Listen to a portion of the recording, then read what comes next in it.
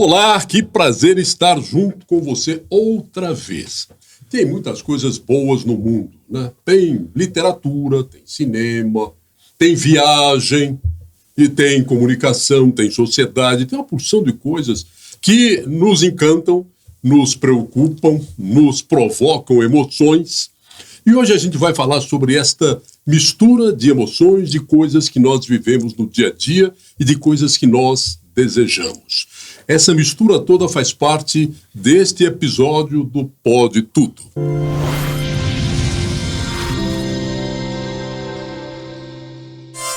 Apoio Coldtrack Rastreamento. Seu carro na palma da mão. Comigo aqui no estúdio para falar sobre literatura, jornalismo, viagem, escritor, jornalista, cronista, Márcio Fernandes. Muito obrigado, Cassim, muito obrigado, Cris.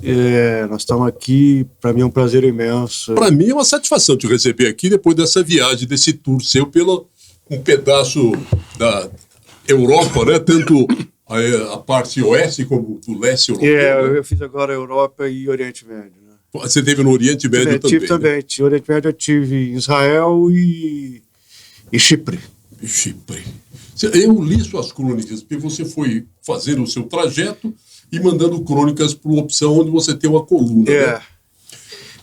É a coluna que eu tenho no Opção, e na verdade eu fiz 15 textos em quase 40 dias. E é uma coisa muito bacana, é uma coisa muito bacana essa coluna que o Euler me convidou. Há muito tempo que eu não falava com o Euler. O Euler era o editor do jornal Opção, e ele me convidou, ele mesmo deu nome à coluna e me deu liberdade total para escrever sobre viagem, mas não necessariamente sobre turismo. Entendeu? Escrever. E aí surgiu essa ideia de crônica. Na verdade, isso começou em 2023. Até então, eu nunca tinha escrito nenhuma crônica. E aí, a Brits, que é minha mulher, começou a escrever crônica e entregou para eu ler, para revisar e tal. E eu peguei o estilo e falei, eu tenho um estilo, eu vou escrever com o meu estilo e vai dar certo. E com isso acabou que eu fiz o primeiro livro, que chama Fila Anda, que é um livro sobre crônicas de viagem que foram publicadas naquele ano. A época foi uma coisa assim que eu fiz uma viagem pós-aposentadoria, então eu escrevi uma crônica por dia. Eu fiz caminhando, eu fiz o Caminho de Santiago, né? Fiz a peregrinação do Caminho de Santiago, e andava mais ou menos 20 quilômetros, 25 por dia, carregando mochila. Aí chegava, como eu estava 4 horas à frente no fuso horário, aí eu escrevia a matéria, escrevia a crônica ou a reportagem do dia e enviava para a Brits, que a Brits editava, mandava para eu revisar. E era assim, foi uma rotina de mais ou menos 40 dias fazendo. Você publica também no site dela, lá, Brits publico News. Também no By Brits News. By Brits News. Que não é necessariamente uma coluna, mas eu publico. Que tem um outro formato, né? O Euler o formato do Jornal Opção, é mais jornal, e a Brits é a revista. Você foi muito tempo jornalista mesmo? Fui repórter. Né? Fui. Repórter de política, né? Não, eu trabalhei, na verdade, trabalhei também, mas eu trabalhei no Diário da Manhã 2 vezes, eu trabalhei no Jornal Opção, trabalhei no Popular e trabalhei na TV Record. Mas nunca fiz televisão. Na TV Record eu trabalhava na direção de jornalismo. Eu nunca fiz televisão. Nunca fiz nem TV nem rádio. A minha praia sempre foi jornal, né? Sempre foi escrever em jornal. E sempre foi ser repórter. Eu nunca quis ser editor. Eu sempre quis ser repórter. Então eu trabalhei em política, trabalhei muito em editoria de cidades. No Popular eu fiquei um tempo na editoria de reportagens especiais, aí eu fazia...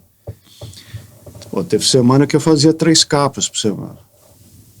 Então era um trabalho muito, muito bom, muito pesado, mas muito bom, porque Primeiro que a empresa me dava liberdade total para escrever e me dava apoio, né?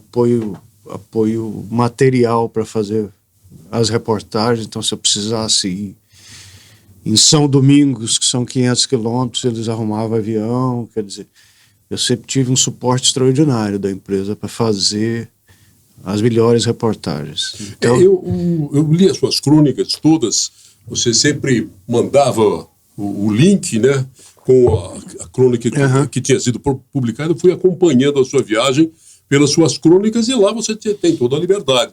Você não tinha o foco, não era alguém que ia como, por exemplo, um guia turístico para contar alguma coisa. Não, é uma impressão de um viajante, né? Exato. Chipre você não gostou de jeito nenhum, né? Não, que eu não gostei. Que não nos ouçam lá em Chipre. Não é. Acontece o seguinte, depois acabou ficando bom. É porque acabou. Acontece o seguinte, é que eu escrevo o momento, né? Então eu escrevo aquele dia e tal. E quando eu cheguei, eu não gosto de lugar turístico. O Chipre é lindo, para quem gosta de praia é um negócio fantástico, mas é extremamente turístico, né? E, por exemplo, eu não vou à praia. Eu viajei para uma ilha e não levei nem traje de banho, porque eu não entro no mar. Eu acho o mar uma coisa monótona e tal. E lá é lindo, é paradisíaco, é tudo, mas é para quem gosta de praia. Então, e aí eu tive assim uma roubada lá, que foi o quê? O Chipre é dividido. Ele é um país independente, ele integra a zona do euro, ele faz parte da União Europeia, apesar de estar no Oriente Médio, e a imensa maioria fala o grego e é de origem grega e tem cidadania grega, mas não é um território da Grécia. Mas em 74, quando o Chipre se tornou independente da Inglaterra, do Reino Unido, a Grécia fez uma tentativa de ocupar o Chipre, aí a Turquia se apressou e ocupou 37% do território cipriota, o território do Chipre. E eu quis conhecer essa parte turca, né? Aí, para você ter uma ideia, o Chipre é um país de segundo mundo, vamos dizer assim. Ele tem uma ótima infraestrutura de transporte, tem uma estrutura de padrão europeu de saneamento, etc. Mas tem uma economia muito pequena. Então, para você ir até a fronteira do Chipre com o território ocupado da Turquia, você tem ônibus elétrico de 30 em 30 minutos, com ar-condicionado, um espetáculo. Você paga 2 euros e viaja o dia inteiro. Se você quiser viajar o país o dia inteiro com 2 euros, você viaja. Aí quando você chega na fronteira, tem uma área de exclusão. E eu fui para Famagusta. Quando você chega lá, havia 2 ônibus por dia, enquanto que do lado de cá é meia hora, a cada meia hora que 2 ônibus por dia, ou seja, eu tive que pegar um táxi. E táxi em país árabe, você sabe que você vai tomar uma volta, certeza. E quando eu viajo, eu só uso, em último caso eu pego um Uber, em último caso eu pego um táxi, porque eu uso toda a rede de transporte público que existe, não interessa que ela seja. Se ela é de primeira linha num trem-bala ou se ela é numa van de 5ª categoria. Eu uso transporte público. Mesmo porque eu não dirijo, não gosto de carro, então eu evito carro. Mas o que aconteceu lá é que é o seguinte: você sai de um país de segundo mundo e vai para um de 5º mundo. É um horror a parte. Sujo, não tem infraestrutura, não tem... E como eu sou pedestre, a primeira coisa que eu olho em infraestrutura é se você tem faixa de pedestre, se você tem calçada, se o sujeito parar na faixa. Então, tudo isso conta muito para mim nas minhas avaliações. E nesse aspecto foi uma puta roubada a parte turca, tanto que eu fiquei lá um dia só e voltei. Então, houve alguns dissabores lá, Mas, no geral, o país é bonito, o povo é muito agradável, muito gentil. Recomendo muito, principalmente a pessoa que gosta de praia vai para lá. Porque tem um outro aspecto também. O custo de hospedagem lá é muito barato.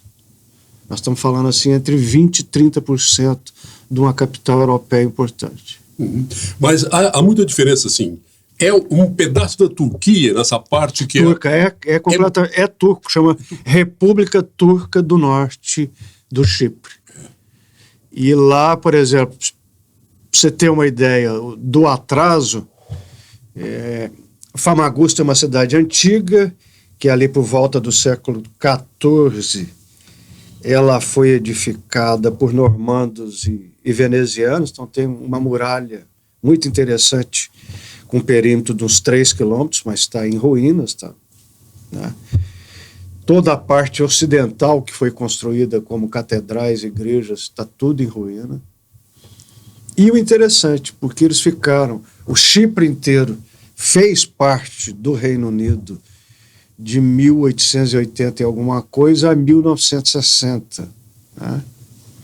Então, 80 anos por aí. E na parte grega, todo mundo fala inglês, porque é a língua natural deles. Além do grego, eles falam inglês normalmente. Não é segunda língua, é uma língua, porque eles fizeram parte da Grã-Bretanha. Já no lado turco, eles perderam contato com o inglês. Né? Perderam contato, simplesmente. É difícil, exceto em hotel, restaurante, etc., você encontra gente que fala inglês, porque é próprio, né? A Turquia é um país muito poderoso na região e trata a coisa com a mão de ferro, né? Então, é uma cultura milenar. Sim, ela dominou boa parte da Europa. Sim, o Império Otomano, pois é.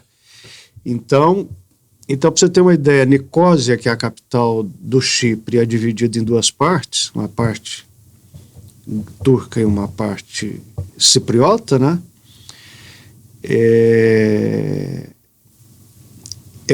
Nicósia não tem voo para outro lugar que não seja Istambul ou qualquer outra cidade turca, porque nenhum outro país reconhece essa República Turca do Norte do Chipre. Como é que você monta o seu roteiro? Por exemplo, você sai aqui do Brasil, você gosta de viajar, já fez outras viagens, outras viagens, não é viagem de um país, é roteiro, né? Como é que você marca? Como é que você... eu decido, quer dizer, na verdade eu decido assim, mais ou menos onde que eu quero ir, então, quer dizer, por onde eu vou entrar, né? A maioria das vezes foi por Portugal, por quê? Porque você tem o voo de Brasília a Lisboa, que é uma maravilha. Né? O avião incomoda muito, a viagem de longa distância incomoda muito. E esse trajeto Brasília-Lisboa são 8 horas e 15 por aí. Então, faz muito mais sentido pegar um ônibus aqui para Brasília, lá pegar um voo Lisboa. Hoje está muito complicado Lisboa, porque a partir do momento que foi instalado esse sistema de controle migratório digital, não é que o português é incompetente e não consegue operar, não é isso. É que o aeroporto de Lisboa é pequeno, é limitado. Ele é um aeroporto que... Eu fui lá a primeira vez em 98, já se falava em fazer um novo aeroporto e nunca foi feito. Então, o turismo em Portugal cresceu demais, quer dizer, nós estamos falando de... Portugal, ano passado, recebeu alguma coisa próxima de 25 milhões de turistas. O país tem 11 milhões de... Tem 11 milhões, então para você ter uma ideia.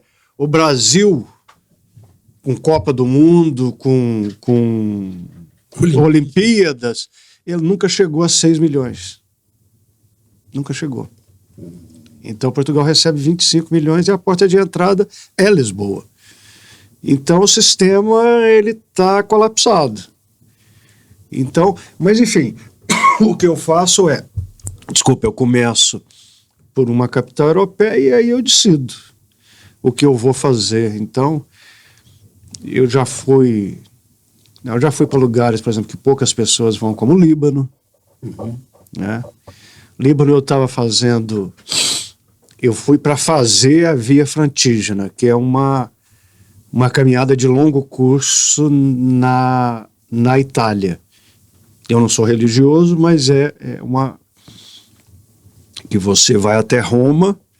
Na verdade, ela é uma trilha de longo curso que começa, uma trilha de peregrinação que ela começa em Canterbury, na Inglaterra, e atravessa o Canal da Mancha, lógico, você tem que pegar um barco, etc. E depois você começa na França e vai até Roma. São 2.000 quilômetros. Você atravessa a França, a Suíça, cai na Itália e vai até Roma, e se quiser continuar, você vai até Jerusalém. Chama Via Francígena. Eu fiz só 135 quilômetros. E aí eu decidi, aí eu fui visitar umas amigas na Itália, né? E de lá eu decidi ir para o Líbano. Aí eu cheguei no Líbano, é um país também com uma infraestrutura, acabaram com o Líbano, infelizmente, acabaram. Um país lindo, um povo maravilhoso.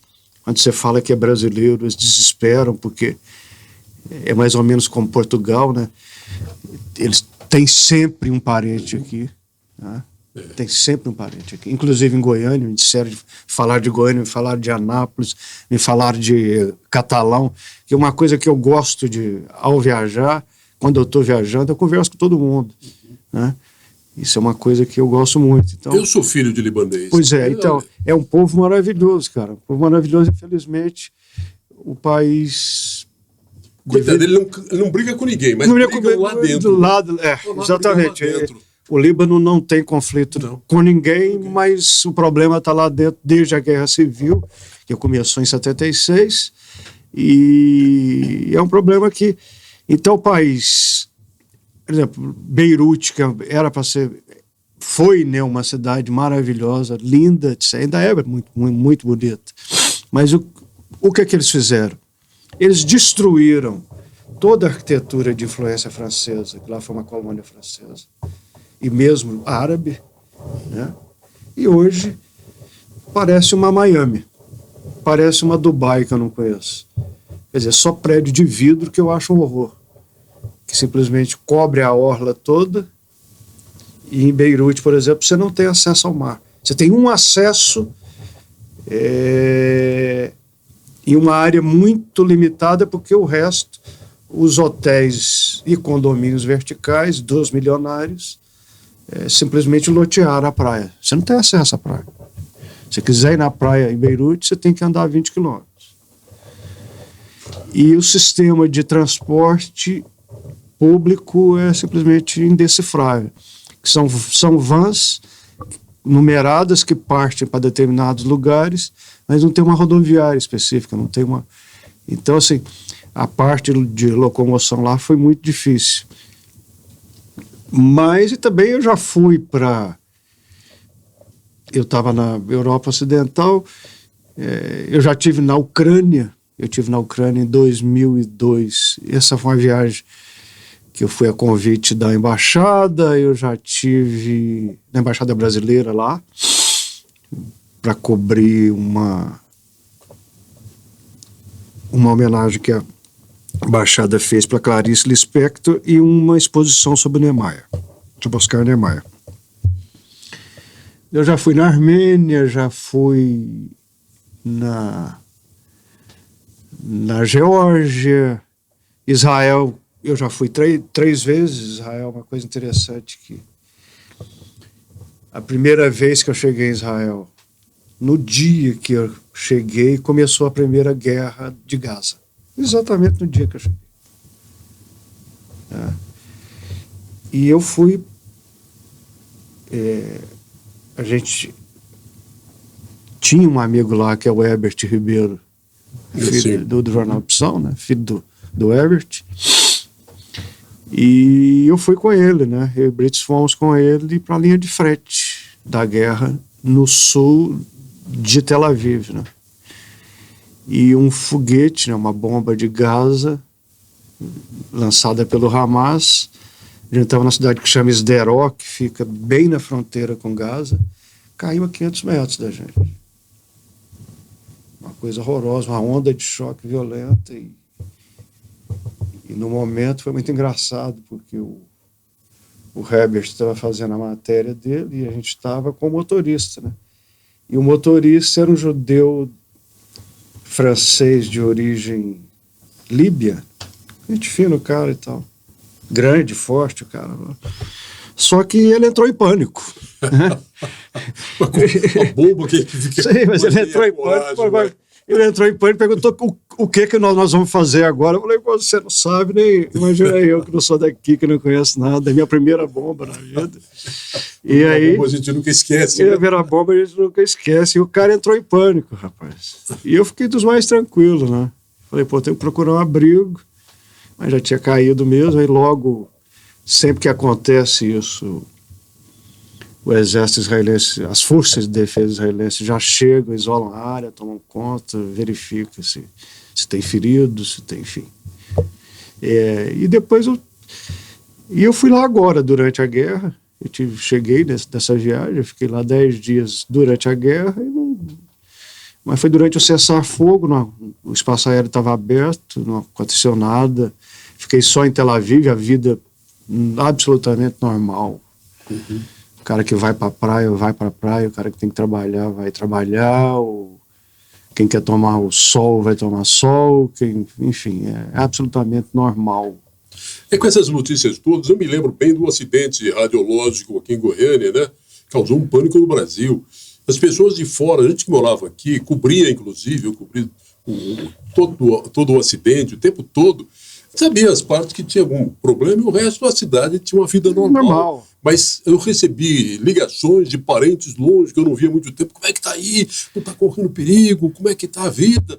Ele falou, que tá normal. Você também, se ouve as notícias de lá, você dá a impressão que toda a região está conflagrada, com perigo real para todo mundo. O perigo existe, porque apesar de Israel ter um sistema de defesa fantástico, né?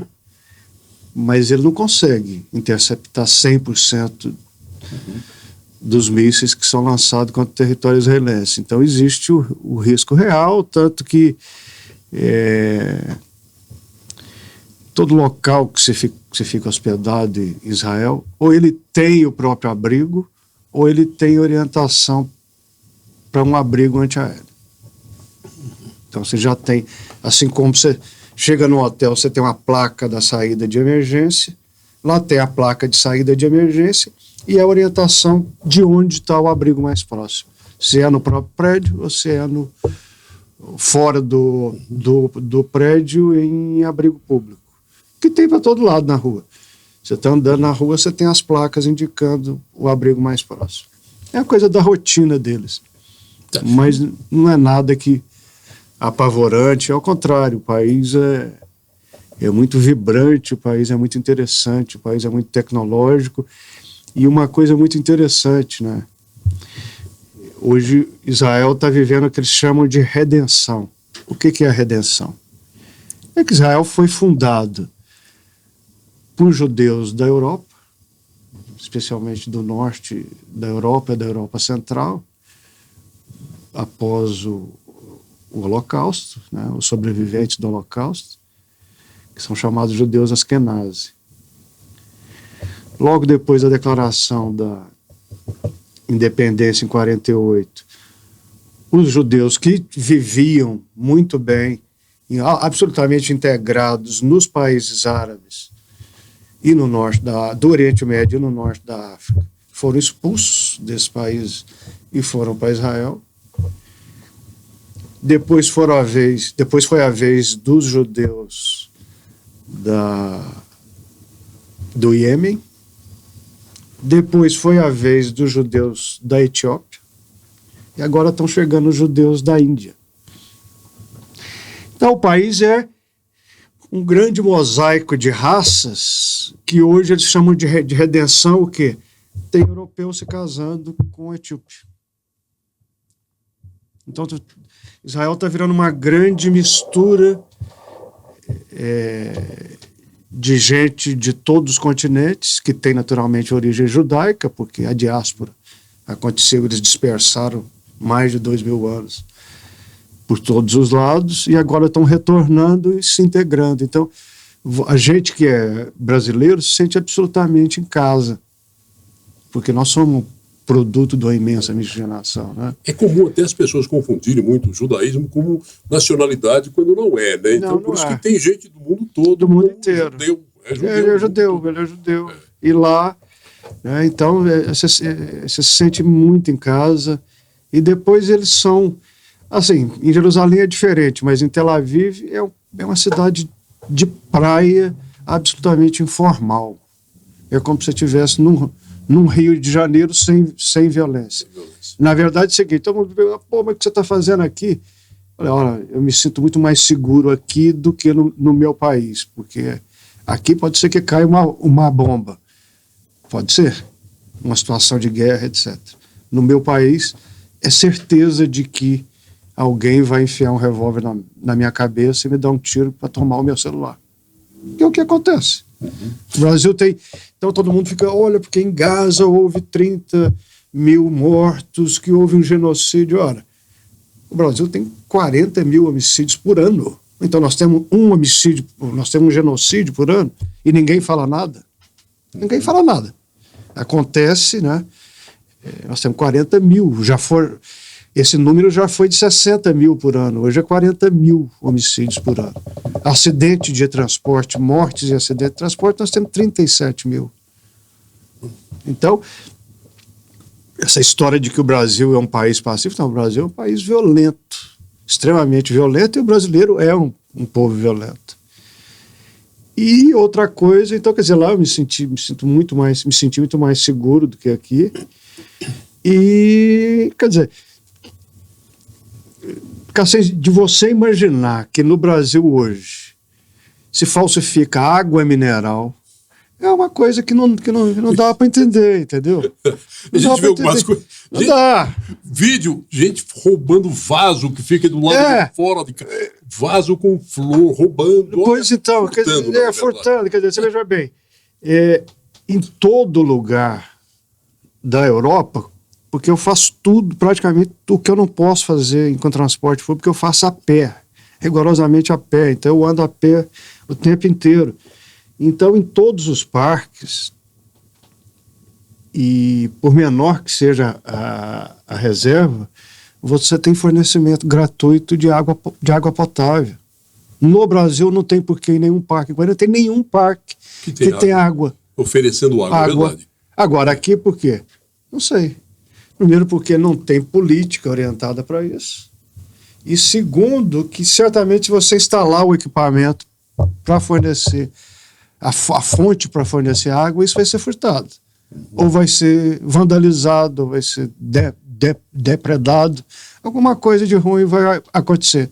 Porque a gente é assim. E a gente sabe da falta de manutenção, a gente fica até preocupado. Será que trocaram o filtro? Será que essa água é boa? Porque tem um conceito errado. Você tem a água tratada, você paga a água tratada. Não Mas chega na sua casa, você tem um filtro.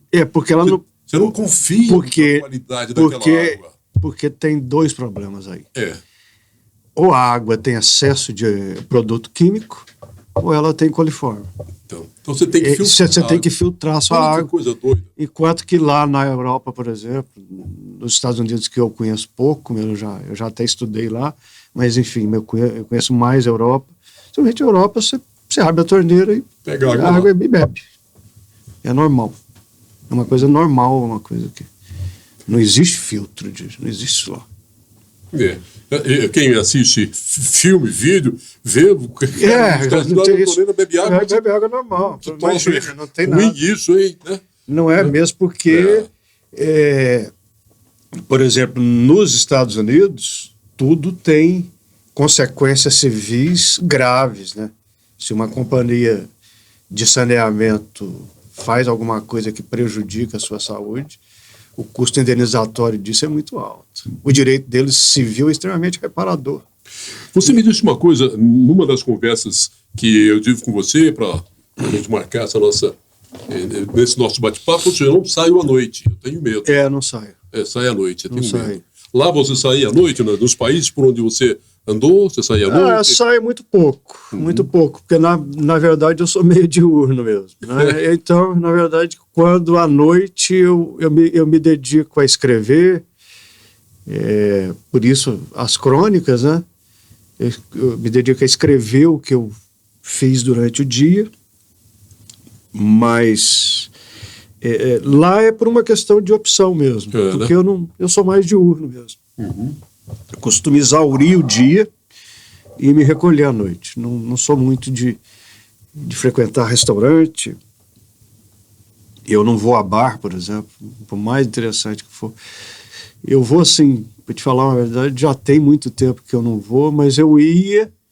Tínhamos um grupo de 3 amigos que se reuniam uma vez por mês no Glória, aqui em Goiânia, antes da pandemia. Depois acabou.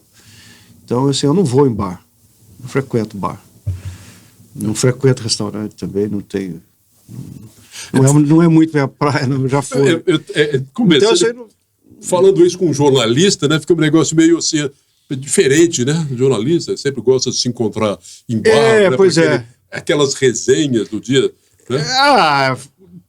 Na verdade eu nunca fui de muito bar, né? Mas na época de repórter eu ia algumas vezes, mas não era aquela coisa de que os colegas, que era saía da redação e já ia para um botequim, né? Nunca foi muito. E Goiânia tem disso, não tem mar, vamos pro bar. Exatamente. Nossa praia é o mar. É o mar, é o bar, né? O mundo anda muito estranho, vamos chamar assim para ser educado, mas o mundo anda muito estranho. O estrangeiro, a Europa recebe muito estrangeiro, turista e imigrantes. Imigrantes legais e ilegais. Maior parte, imigrantes ilegais. Anteontem, um imigrante em Londres esfaqueou um nativo. Aí deu uma confusão grande. Então, há um temor do estrangeiro. Você sentiu isso? Olha, acontece o seguinte. Sem nenhum preconceito, porque eu não tenho mesmo, se tem uma coisa que não me interessa é a vida alheia, e eu acho que cada um tem uma, um tem cara de árabe, outro tem cara de judeu, outro tem cara de alemão, outro tem cara de índio, quer dizer, cada um tem a sua, então isso não é comigo. E religião também eu não tenho preconceito nenhum, porque eu não tenho religião, então eu tenho o direito de gostar ou não gostar de qualquer religião. Mas o que ocorre? Esse é um processo que vem já de algum tempo, vamos colocar aí 40, 50 anos, que iniciou um processo de imigração em massa de populações islâmicas para a Europa. Essa situação se agravou, criou um aspecto ideológico a partir do atentado das Torres Gêmeas, né, do 11 de setembro de 2001. Aí o mundo inteiro fechou e passou a ter um rigor extremo em aeroportos que não existia antes. Havia um controle, mas nem de longe com o que há hoje. Essas populações islâmicas promoveram um adensamento na Europa muito grande, criando territórios, bairros, até cidades, em que eles dominam no ponto de vista até de maioria geográfica, e aí eles impõem a cultura deles, e por ser um número muito grande de gente, não estou dizendo que são terroristas, a maioria é pessoa de bem, é pessoa que está lá para trabalhar, etc. Mas nessas comunidades você consegue ocultar atividades terroristas. Então, por exemplo, cara, você vê o seguinte, você tem a Baixa Pombalina em Lisboa, você não encontra português. Você tem bairros de Paris, você não encontra francês. Eu tive no Chipre agora, né? O Chipre, cara, impressionante a quantidade de pessoas de Bangladesh que formam a mão de obra barata, que o cipriota não quer fazer mais, que é trabalhar em restaurante, limpeza, enfim. Essa mão de obra barata é toda deles, composta por eles, mas a maioria fica o dia inteiro na rua. O cara, para mim, que está o dia inteiro na rua, ele está à toa. Trabalhando é que não está, que se tivesse... Então, quer dizer, você tem... Espanha também está uma coisa assim, é uma coisa medonha, né? Espanha tem muito problema com o marroquino. Tráfico de droga, especialmente haxixe, e problema com ato terrorismo também, de ato terrorista também. Então, é uma coisa assim que a Europa, ela está, na minha opinião, perdida. Uhum. A Espanha, e você cita uma das suas crônicas Madrid, que você gosta muito, né? Uma cidade que realmente é bonita e comovente, mas você fala... a Espanha hoje é um país turístico, né? A grande indústria da Espanha é turismo. E o turista de todas as partes do mundo se mistura com os imigrantes ilegais também. E é uma reação do espanhol hoje, né? Demais. Olha só, você tem, especialmente na Catalunha, você tem vários bairros de cidades da Catalunha. Eu vou te citar, por exemplo, Girona, né? Girona, você tem uma cidade lindíssima, entendeu? E você tem bairros em que tem placas que pedem silêncio, que exigem privacidade, que exigem e que diz que o turista não é bem-vindo. Dentro de Barcelona, por exemplo, você tem um bairro que chama Grácia, que na verdade já foi uma cidade, é como Campinas e Goiânia, que lá você tem também várias manifestações de que o turista não é bem-vindo, que realmente é uma coisa massacrante. Então a Espanha é o segundo maior destino turístico do mundo, estamos falando de mais de 50 milhões de turistas. Isso gerou uma coisa, por exemplo, que um hotel em Barcelona, agora no verão, que o preço não poderia passar de 100 euros, está custando 400 a diária. É uma coisa... Eu cheguei em Barcelona, voltando do Chipre, só para ir até a estação de ônibus. Porque eu não fiquei em Barcelona nem mais do que 2 horas. Porque a cidade ficou completamente inviável. Eu me lembro que Lisboa, por exemplo, Portugal já foi um país baratíssimo. Já foi. Então, tipo, eu ficava numa pensão em Lisboa, que eu pagava 30 euros. Hoje está 90. É uma pensão. Pensão. Hoje está 90.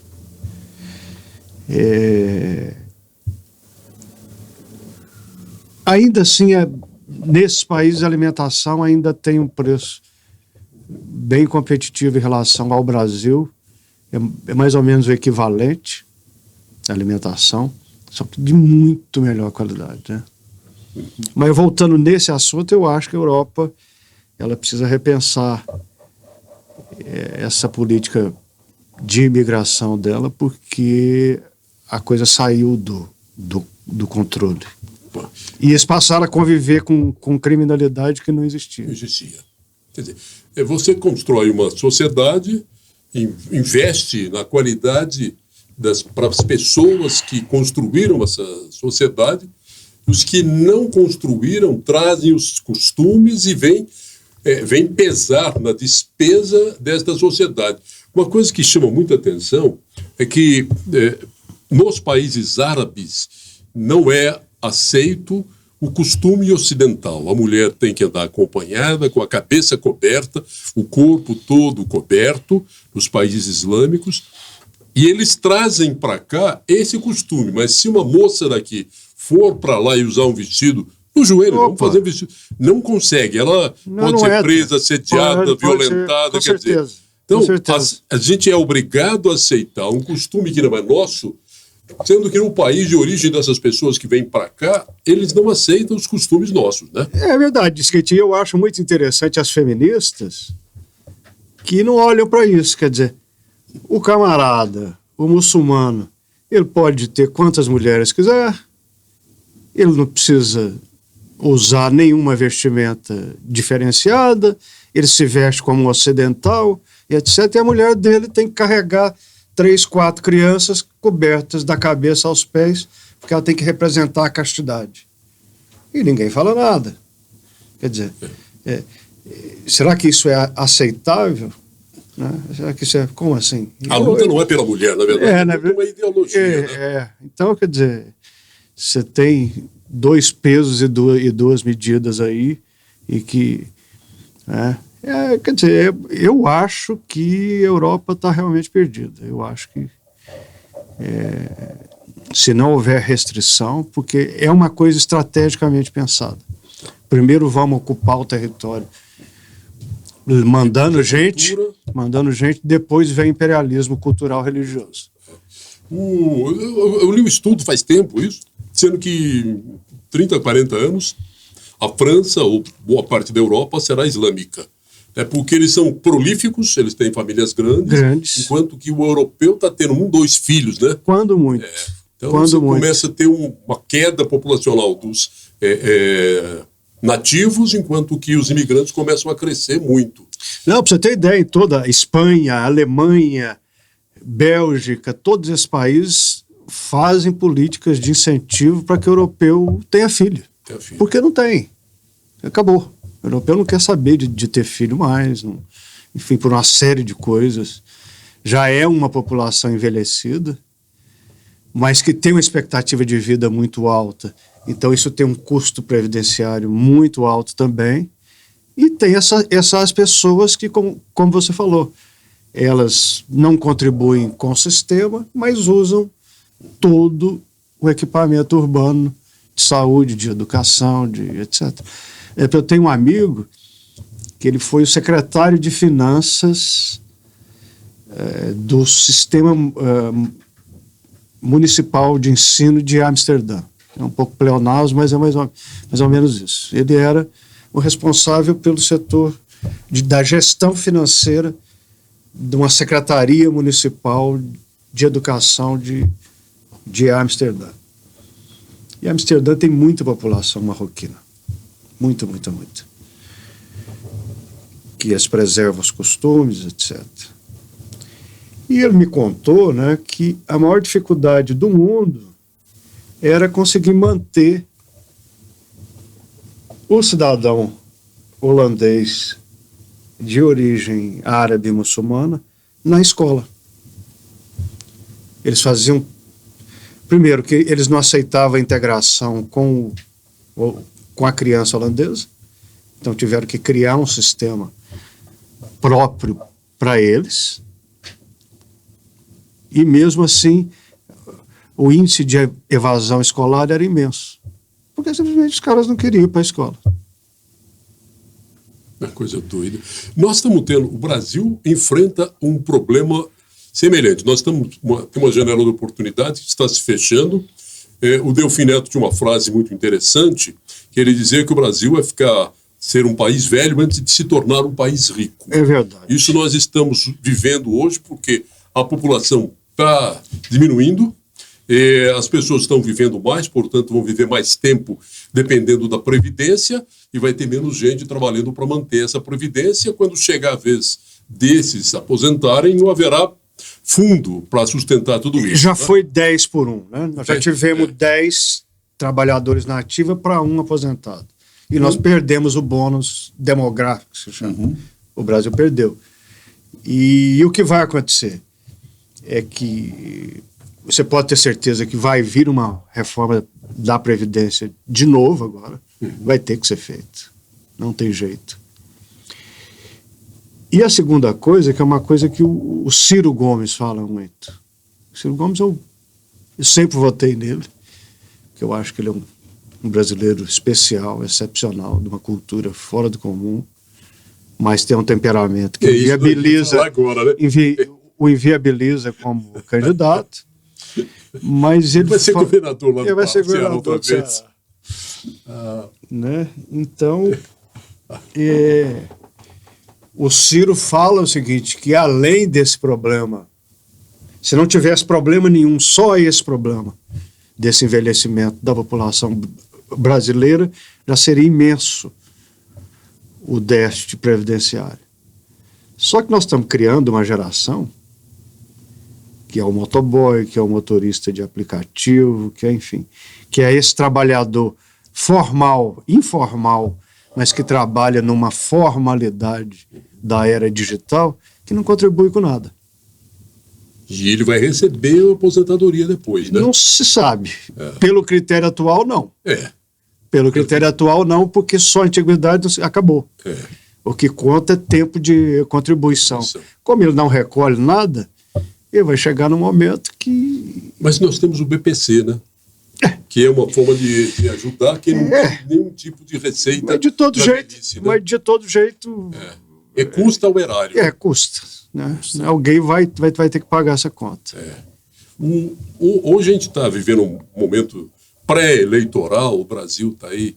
Eles falam, você foi repórter também de política, jornalista há muito tempo, eles falam, está tendo uma polarização. Falo, gente, isso é a política brasileira, desde o PSD e o DN, sempre foi assim. Sempre teve dois polos. Não é polarização agora, dá a impressão que a coisa aconteceu por um milagre de São Pedro. Não, o problema todo, Cassim, é que as pessoas hoje acham que tudo foi inventado pela internet. Quando o cara pensa em tecnologia, quando o homem dominou o fogo, ele utilizou uma técnica de tecnologia. Ele utilizou tecnologia para fazer fogo. Quando ele descobriu a cerâmica, quando ele descobriu que aquele animal seria domesticado, quando ele descobriu que aquela semente poderia ser reproduzida e virar uma cultura, uma lavoura, enfim. Tudo isso é tecnologia. Então a tecnologia não é só o chip. Isso é uma bobagem mesmo. Assim como eu duvido muito dessa inteligência artificial. Né? Eu duvido muito. Eu não consigo entender como é que você coloca a inteligência artificial para escrever um texto. Como assim? Você coloca a inteligência artificial para fazer uma boa fotografia. Eu que trabalhei com grandes fotógrafos e sou fotógrafo. Quer dizer, você coloca a inteligência artificial para operar um paciente. E, no entanto, hoje está todo mundo achando que está lá a solução para as coisas. Eu acho que não. Mas você falou... Eu não duvido que ela exista. Mas eu não acho que ela... Por exemplo, para mim é uma ferramenta que... Nossa, completamente dispensável. Talvez seja, a gente está olhando hoje a inteligência artificial como se ela fosse a solução para muita coisa, é como talvez quando o homem descobriu o fogo, que ele poderia fazer fogo a hora que ele quisesse. Aquilo foi uma revolução. Claro. Então hoje olham também para a inteligência artificial como se ela fosse a solução para tudo, quando na verdade ela é mais uma ferramenta. É uma coisa que pode ajudar, mas eu não acredito que ela pode substituir o talento em vários... Não há possibilidade dela ser um Cirão Franco. Não tem jeito. O Cirão é genial e é genial, então pronto. E se você pedir para a inteligência artificial fazer um Cirão, pode ser que ela consiga, mas baseada naquilo que o Cirão criou. Não fez, exatamente. Porque... Ela não tem imaginação. Eu entendo isso como uma grande compilação. Quando você faz uma pergunta ali, ela te dá uma resposta ampla, mas em cima de um monte de informação que foi armazenado ali. Então, na verdade, a grosso modo, eu acredito que esses mecanismos, até outro dia o João Unes, editor lá A Redação, me mandou um material que as empresas de comunicação começaram a entender que elas estão, essa inteligência artificial está, na verdade, burlando, está se apropriando de direitos autorais, de material produzido pelas empresas de comunicação, que elas têm um custo. Não existe empresa ela é uma empresa. E ela produz um conteúdo jornalístico todos os dias, e essa inteligência artificial vai lá, busca isso como verdade, mistura com outras informações e te passa um diagnóstico de uma coisa que já peguei muitos erros, inclusive. Você faz perguntas e te dá respostas erradas. Na verdade, esse período de abastecimento da inteligência artificial, né? Cada vez mais... Ela é isso aí, exatamente o que você está falando. Ela é um grande depósito de informação. Tanto é que essas IA tem eu acho, de qualquer informação que você busca, tem lá assim, nem procure checar isso daqui, tal, pode não ser exatamente correto. Ou seja, já coloca uma observação para você não cair numa furada, numa roubada. Exatamente, o que eu acho. Essa polarização que existe, que a gente falou, começou nesse papo aqui da polarização, quer dizer, uma coisa que me chama muita atenção como jornalista também, é que, de repente, a esquerda passou a chamar a direita de extrema-direita e não tem uma extrema-esquerda. Eu até brinco e falo assim, onde é que fica o Instituto Internacional de Classificação Ideológica? Porque como é que alguém pode ser de extrema-direita e não tem extrema-esquerda? Você tem direita, não tem centro-direita. Mas não está errado. Não está errado, né? Olha, eu pelo menos é o seguinte, eu não entro nessa. Você entendeu? Eu não gosto de nenhum dos dois lados. Eu não queria o Brasil na mão de nenhum dos dois lados. Que eu acho. Porque dá um quarto mandato pro Lula, né? Por quê? E não é especialmente o Lula, né? Por que um cara quer um quarto mandato? É muita coisa, né? Deveria ter uma limitação para isso, como é nos Estados Unidos. Você pode ter 2 mandatos e ponto. Não é? Agora aqui é uma coisa infinita. Desde que haja um intervalo de um mandato, você pode ir quantas vezes quiser. 5, 6 vezes. Então eu acho que essa coisa do PT cansou. Está vivendo um esgotamento. E o outro lado, para mim, não faz sentido, porque esses valores de pátria, família, Deus, etc. Primeiro que ser patriota no Brasil, definitivamente eu não sou. Não é uma coisa que eu não sou. Eu tenho vergonha dessa favela, eu tenho vergonha dessa violência, eu tenho vergonha da miséria, eu tenho vergonha do analfabetismo funcional. Eu não posso gostar de um país, entendeu? Que não consegue alfabetizar as crianças, mas tem escola de samba. A escola de samba é uma coisa que produz um espetáculo, o maior espetáculo da Terra, mas não tem uma escola que ensina português e matemática. Não posso gostar de um negócio desse. Segundo critério, família. Família é uma coisa muito pessoal. Quando o camarada coloca a família no slogan ou no centro da ideologia política dele, ele está, na minha opinião, entrando numa seara que não é dele. Porque família é uma coisa pessoal, cada um tem a sua. E Deus também. E você não tem nem religião? Eu não tenho nem religião. Você pelo menos, você crê? Creio, claro, Deus, sim. Religião é um tipo de futebol. Mas aí, então, assim, é uma coisa que não me seduz, né? Eu fico preocupado quando, por exemplo, como eu te falei, eu sou a favor da liberdade individual total, entendeu? Se cada um faz o que quiser com seu corpo, com a sua entendeu? Enfim, cada um faz com a sua opinião, faz o que quer.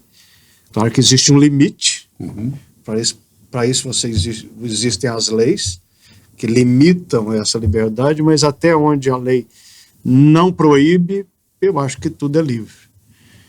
Pelo menos deveria ser assim. Tá? Então eu fico com muito medo quando, por exemplo, de que haja no país uma tutela de evangélico. Porque o evangélico, a tendência dele, ele tem uma função missionária muito grande, que é o quê? Ele quer te trazer para a igreja dele. Ele quer fazer número. É como o exemplo do imperialismo islâmico na Europa. O cara quer dominar o território, quer fazer número, ele precisa de número. A igreja dele tem que estar absolutamente cheia. E aí os valores dele, ele começa a impor à sociedade. E aí fica ruim. Porque a sociedade tem que ter diversidade, tem que ser plural, tem que ter... Quer dizer, o meu direito de fazer determinadas coisas não pode ser limitado pela convicção religiosa de ninguém. É isso que eu acho. Sim, não, mas é exatamente importante ouvir a sua visão de mundo, né? Você que andou por aí tudo, chega, tem uma filosofia de vida, né? Pensa, reflete. Eu não te incomodo. Você pode pintar o cabelo de azul, que não é problema meu, o problema é seu. Agora, você não pode me agredir porque você achar que o seu cabelo azul é mais importante do que o meu, que é branco. Aí a coisa complica. Não é verdade? Você pode ter. Ué, imagina. Não entra no meu território, não. É território individual. Não, o meu, não. Quer dizer, eu te respeito, mas não vem com essa conversa. Porque o Brasil hoje, isso está no mundo inteiro. Você não pode falar que determinado sujeito é gordo, que determinado sujeito é gay, que a mulher é bonita. Você não pode. Você está sempre criando ofensas, né? Inventaram que o criado mudo é racismo. É racismo. O que é isso? Espera aí. Que história é essa? Quem foi que disse isso? Não é? Tem um pessoal com pouca sabedoria, eu não vou dizer só pouca cultura não, ou ignorante, mas com pouca sabedoria já está condenando o termo denegrir. Olha que coisa maluca. Maluca. Então, por exemplo, eu vi de uma ativista negra, que ela deve ser muito bem de vida, porque ela estava num restaurante qualificado no Rio. Aí ela fez um vídeo mostrando o racismo estrutural no fato de as pessoas espontaneamente colocar o arroz sobre o feijão. Quer dizer, a supremacia branca. Quer dizer, você fica tirando foco, você fica tirando foco da verdadeira coisa, que é o quê? Ora, o Brasil, como o presidente Lula demagogicamente fala, num populismo paranoico, que nós temos uma dívida com a África. Não temos. Não temos dívida com a África. A dívida que o país tem é com isso que eu falei. É essa miséria que o Brasil não consegue superar, e eu acompanho isso há mais de 60 anos, que é a mesma coisa, só aumenta. Então nós temos uma dívida com essas pessoas pobres. Essa pobreza, e que a maioria é negra ou parda. Aí você tira o foco. Você começa a arrumar perfumarias na história, inventar que o termo isso, o termo aquilo, e etc, etc. E, não é? Quer dizer, então, você tem a cantora tal que é uma grande militante negra, mas pinta o cabelo de loiro. Faz um procedimento para ter o nariz de branco. Ué, que história é essa?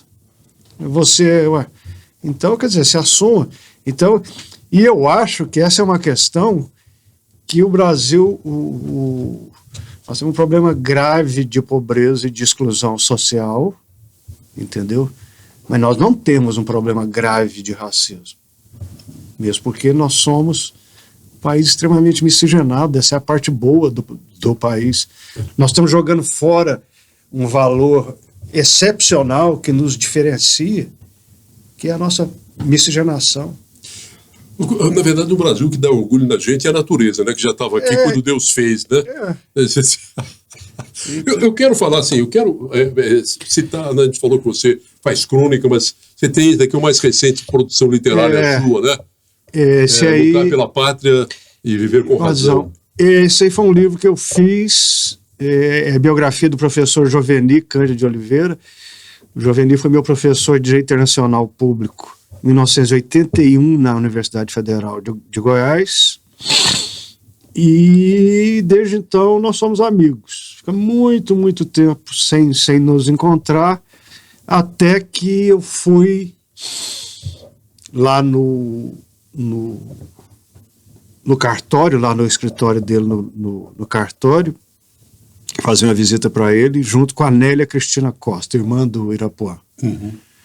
A advogada Nélia, que é muito minha amiga e tal. Depois eu vou te contar um fato novo que envolve a Nélia. A Nélia me levou lá, que eu fui fazer um material com o Joveni sobre um livro que eu produzi, que eu e Brites produzimos, sobre 60 anos do regime militar. Aí nós conseguimos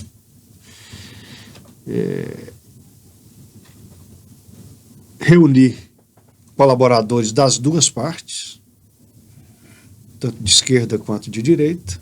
Qual foi a visão que eles tinham de... assim, o livro chama-se Procurados, vírgula, eles contaram as suas verdades sobre o regime militar. E no final nós não tivemos dinheiro para imprimir o livro. Faltou quase R$2.000. Faltaram quase R$2.000. E o Joveni resolveu pagar esse livro. Que ele achou que é um homem de direita. Né? O Joveni é um homem de direita, sempre foi. Ele foi... Na abertura do livro eu falo que ele fez revolução. Ele fez a Revolução de 64. Começou já em 61, quando ele era oficial no Rio de Janeiro, e depois ele ficou encarregado em 64 ele era da turma da Sorbonne, que se chamava, que eram os camaradas filiados à Escola Superior de Guerra e vinculados ao Castelo. Humberto Alencar Castelo Branco foi o primeiro militar presidente do ciclo de 64, do regime militar. Pois bem, então o Joveni topou esse negócio do livro, etc., e eu estava indo para a Patagônia, que eu fazia trekking, né? Hoje eu tive um infarto e isso prejudicou um pouco, mas eu fazia montanhismo e fazia trekking, caminhada de longa distância em montanha. Eu estava indo para a Patagônia e ele me ligou. Eu estava no aeroporto em Guarulhos esperando o voo. Falou: por que você não quer fazer a minha biografia? Eu topei, mas falei: poxa, aquele negócio que você me perguntou, né? Viagem, se você planeja. Não. Eu estava na Patagônia. Da Patagônia eu fui para o Uruguai. Do Uruguai eu decidi ir para a Europa. Do Uruguai? Aí eu vim para o Brasil, fui para São Paulo, todo dia em mochila. Levando 2, 3 peças de roupa, no máximo, 2 peças de roupa. Você só parou em São Paulo para pegar outro voo? Para pegar outro voo. Eu visitei minha filha lá em São Paulo e depois eu fui pegar outro voo e fui para a Europa mochilar. E foi uma viagem que eu fiz de Portugal, do sul de Portugal até do extremo sul de Portugal, do Algarve ao Minho. E fui fazendo trek, e viajando de transporte público, etc. E, na verdade, eu estava com muita preguiça de trabalhar. Mas eu já tinha falado sim para o meu professor querido, o Joveni. E aí eu cheguei, a primeira coisa que eu fiz foi ligar para ele. Nós já marcamos um encontro de trabalho. E o livro mesmo foi escrito em 3 meses. Eu escrevi o livro em 3 meses. 3 meses? 3 meses. Eu escrevo muito rápido. Quanto tempo você demorou colhendo material? Não, fazia entrevista com ele e já escrevia. Nós definimos os capítulos, quais seriam os temas a serem tratados, e a partir daí eu fazia entrevistas sobre 2, 3 capítulos, chegava em casa, estudava o assunto, buscava o máximo de informação possível, principalmente informação histórica e geográfica, política, histórica, geográfica, enfim, montava aqueles capítulos, escrevia os capítulos, enviava para a revisão dele, ele me retornava e nós fazíamos outra entrevista, e tudo entrevista presencial, né? E, então eu escrevi em 3 meses. Aí a coisa demorou um pouco a ficar pronta, por quê? Primeiro foi a revisão. Revisão é sempre um problema. Aí eu contratei uma revisora que eu pedi que ela padronizasse as coisas e ela não padronizou. Aí nós tivemos, a Brits estava fora, quando a Brits voltou, tivemos que fazer outra revisão. E isso atrasou o livro um pouquinho, mas saiu na época certa. O Gedson Alves, que é o cara que fez a edição é da Brits e a diagramação, como a gente falava antigamente, né? É do Gedson, ele é um cara muito criativo, muito, muito criativo. Então o livro ficou lindo, ficou um livro muito bem escrito. É meu segundo livro, né? O primeiro foi A Fila Anda, e esse livro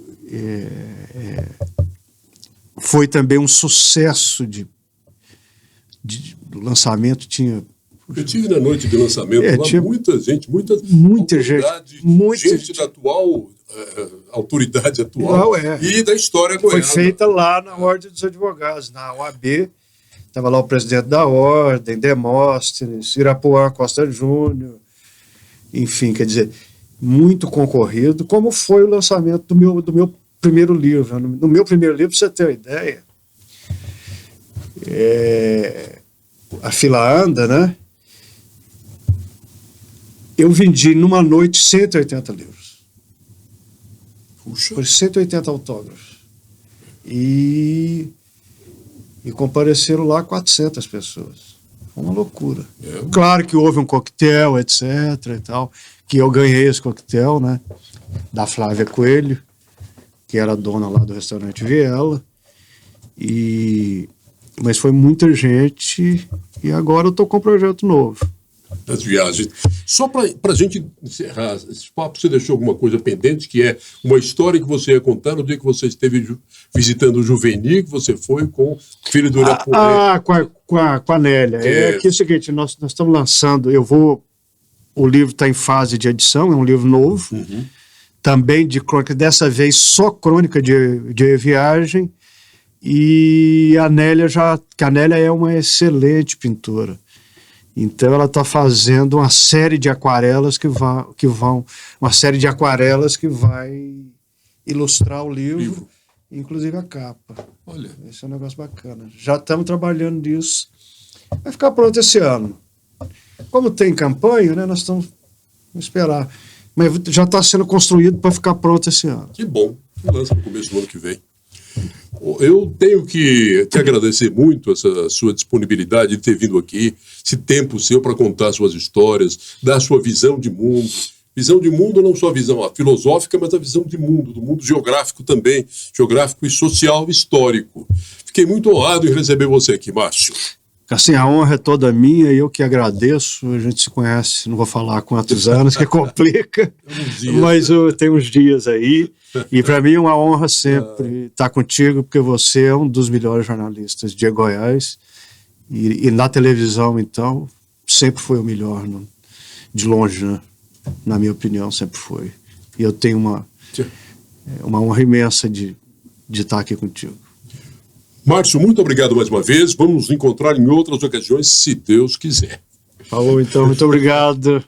A você que nos acompanhou, por favor, se inscreva no canal, assista, compartilhe, comente. Isso ajuda a gente a conseguir apoio para produzir conteúdo. E até o próximo Pode Tudo.